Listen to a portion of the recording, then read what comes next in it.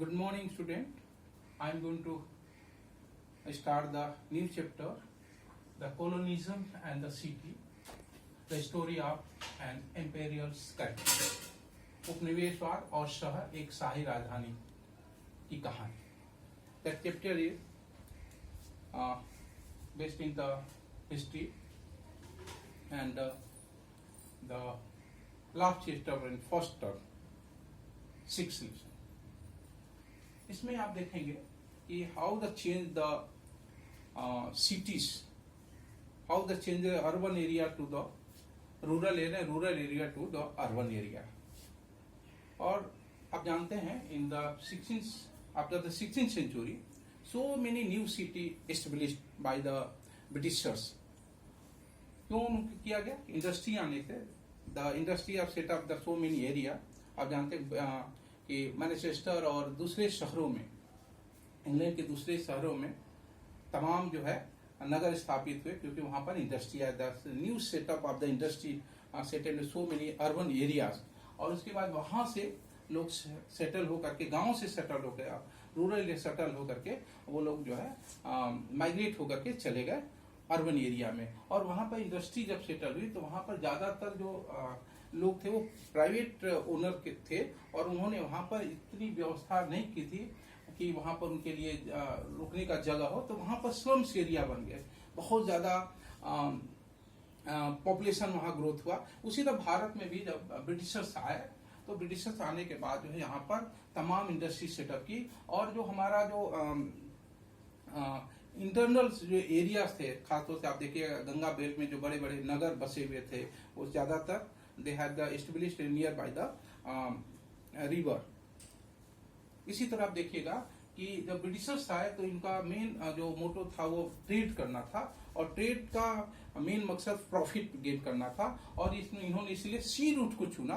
पहले जो हमारे देश में अगर देखेंगे आप तो सूरत एक अच्छा विकसित डेवलपमेंट शहर था, और लेकिन उसके बाद जो है डिक्लाइन हुआ सूरत. और उसके बाद ब्रिटिशर्स ने जो है तमाम नए नए शहर बनाए, जैसे कि आप कोलकाता है, उसके बाद आप देखेंगे तो मछलीपट्टनम है, उसके बाद विशाखापट्टनम आप देखिए, उसके बाद मैसूर देख लिए, उसके बाद आप देखिएगा तो मुंबई है ना. तो ये तमाम जो शहर है वो ब्रिटिशर्स ने वहां डेवलप किए, जैसे कि जो लोग हैं वो व्यापार के थ्रू जो है एक जगह से दूसरे सामानों को इंपोर्ट एक्सपोर्ट वो किया जा सके. इस तरह से आप देखेंगे कि ब्रिटिशर्स के समय जो उनका सिराजुद्दौला के साथ युद्ध हुआ तो उन्होंने कैप्चर किया बंगाल को. फिर 1799 में जो मैसूर का किंग थे टीपू सुल्तान, उनको हराकर श्रीरंगपट्टनम के युद्ध में हरा करके और उन्होंने वहां पर इस्टेब्लिश कर दिया रूल. इसके बाद जो है आप देखेंगे कि लास्ट में उन्होंने 1803 में मराठाओं को हराया, और उनको हरा करके और पूरा जो दिल्ली है उस पर कब्जा कर लिया. इस तरह लेकिन उन्होंने जो ब्रिटिशर्स ने रूल जो है तब तक जो है वो कब्जा करने के बाद भी उन्होंने क्या किया कि बड़े पैमाने पर वो कोलकाता को ही उन्होंने चुका. लेकिन 1905 में जो डिवीजन हुआ बंगाल का, दो ग्रुप वहां बने between the Muslim and the Hindus, between the Muslim and Hindu. तो उसके बाद वहां पर क्या हुआ, बहुत फ्रिक्शन हुए, और बाद में जो है दिल्ली को जो है शिफ्ट करने का फैसला किया गया. और शिफ्ट करने का फैसला 1911 में किया गया, जब जॉर्ज फर्नांडिस यहाँ पर आ रहे थे तो उनके स्वागत के लिए एक दिल्ली दरबार का आयोजन हुआ. इस तरह आप देखिएगा पूरे क्षेत्र पे जो ब्रिटिशर्स रूल था वो धीरे धीरे इस्टेब्लिश हुआ. और वहां पर 1857 तक आते जो बैटल था between the Indians and the Britishers वो तेजी से बढ़ा, और वहां पर फैसला लिया गया कि जो दिल्ली है उस पर अपना शासन पूर्ण से स्थापित किया जाए. अब देखेंगे कि जो दिल्ली है, दिल्ली को सिर्फ एक समय ही स्टेब्लिश नहीं किया गया.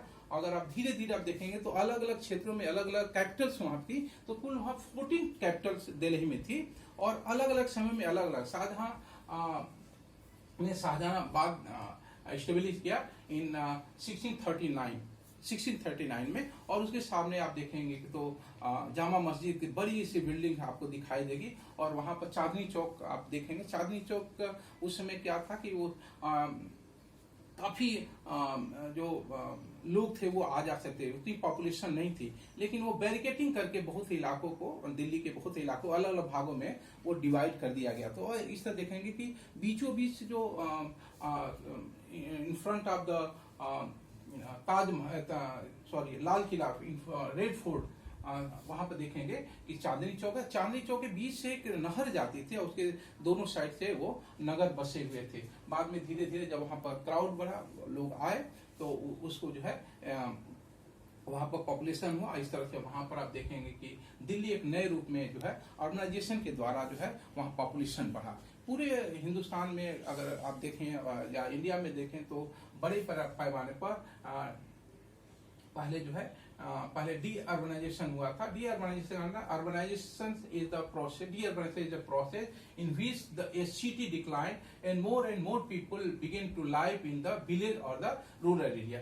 उसका मतलब ये है कि जो बहुत से जो लोग जो है जो जंगलों में रहते थे, दूसरे जगह रहते थे, उन्होंने जो है अपने को जो है विलेज एरिया में सेटल किया। लेकिन जो अर्बनाइजेशन हुआ ये 16th सेंचुरी के बाद अर्बनाइजेशन बहुत तेजी से शहरीकरण का मतलब क्या था, वहां पर प्रोडक्शन जो है यूनिट बढ़ी, वहां पर तमाम कल कारखाने खुले। आप जानते हैं कि 1854 में जो कॉटन मिल्स आई वो मुंबई में आई, फिर आप देखेंगे कि उसके बाद अहमदाबाद में आया। तो इस तरह से मैनचेस्टर जो था इंग्लैंड में, उसका प्रभाव भी भारत में पड़ा। मैनचेस्टर में भी जो अर्बन एरिया में सेटल हुए वो रूरल एरिया से अर्बन एरिया में सेटल हुए। तो बड़े पैमाने पर वहां पर जो गरीब लोग हैं, जो पुअर पीपल्स थे, वो they have to settle in the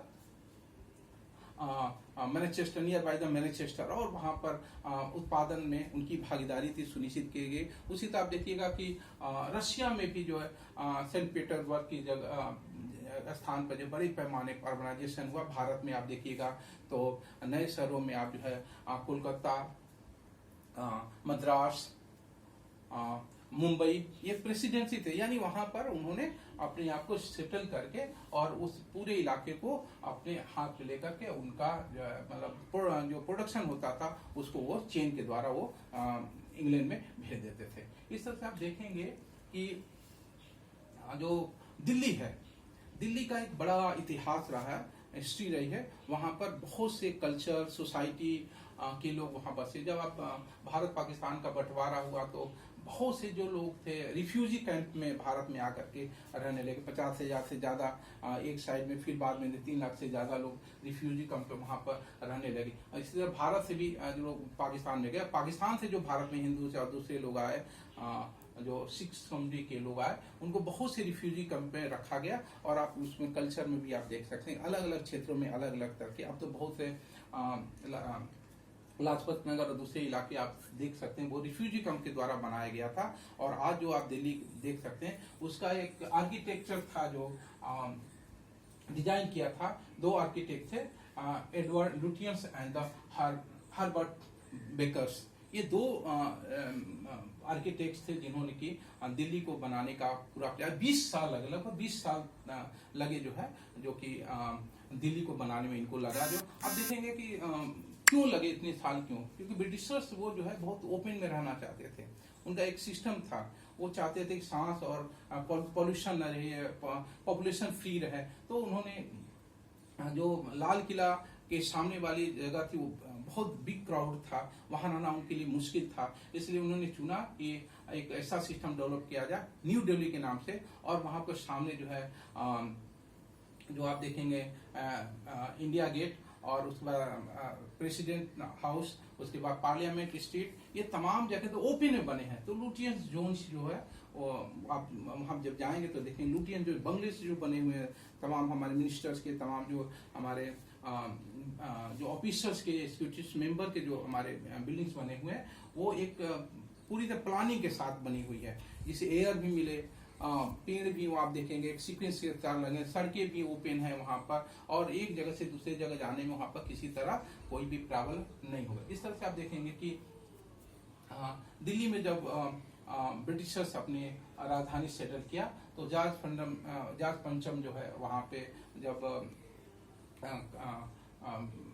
राजा बने तो उनके सम्मान में जो भारत में भी एक दरबार आयोजित किया गया, हेल्ड इन द 1911। और इसी उपलक्ष्य में आप देखेंगे कि मुंबई में जो गेटवे ऑफ इंडिया है ना, उनके लिए ओपन किया गया और गेटवे ऑफ इंडिया जॉर्ज पंचम के स्वागत के लिए वो बनाया गया। इस तरह से आप देखेंगे कि पूरी दिल्ली का जो फीचर्स है वो आपको बहुत अलग अलग सिस्टम के द्वारा तैयार किया गया। आज जो दिल्ली हम देख रहे हैं उसमें बहुत से कल्चर, सोसाइटी, तमाम तरह के, आप जानते हैं कि वहाँ पे बहुत दिनों तक इस्लामिक सेंटर रहा, इसलिए वो सूफी